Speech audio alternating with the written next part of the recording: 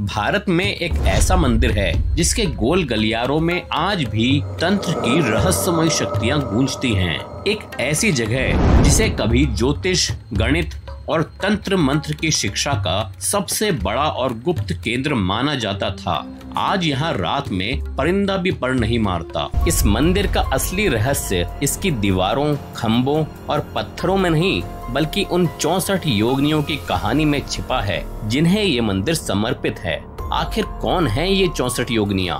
पौराणिक कथाओं के अनुसार ये योगिनियां कई साधारण देवियां नहीं बल्कि आदि शक्ति माँ दुर्गा या माँ काली की सबसे शक्तिशाली और प्रचंड सहायक हैं। उनकी उत्पत्ति की कथा भयंकर युद्ध से जुड़ी है। तो एक ऐसा असुर था जिसका नाम था रक्त बीज। उसे ब्रह्मा से ये वरदान प्राप्त था कि उसके खून की एक भी बूंद अगर जमीन पर गिरी तो उससे हजारों नए और उतने ही शक्तिशाली राक्षस पैदा हो जाएंगे। जब माँ दुर्गा उसका संहार करने निकली तो ये वरदान युद्ध में सबसे बड़ी बाधा बन गया। देवी के हर प्रहार पर रक्त बीज के शरीर से खून की धाराएं बहती और रणभूमि लाखों राक्षसों से भर जाती।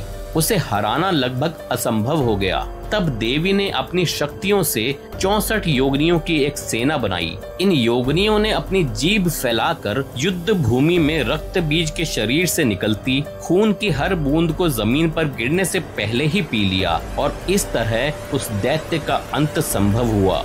ये 64 योगिनियां तंत्र और योग की अधिष्ठात्री देवियां मानी जाती हैं। ये केवल देवियां नहीं बल्कि ब्रह्मांड को चलाने वाली स्त्री ऊर्जा यानी शक्ति के 64 अलग अलग रूप हैं। हर योगिनी एक विशेष कला, एक विशेष ज्ञान और एक विशेष शक्ति का प्रतिनिधित्व करती है।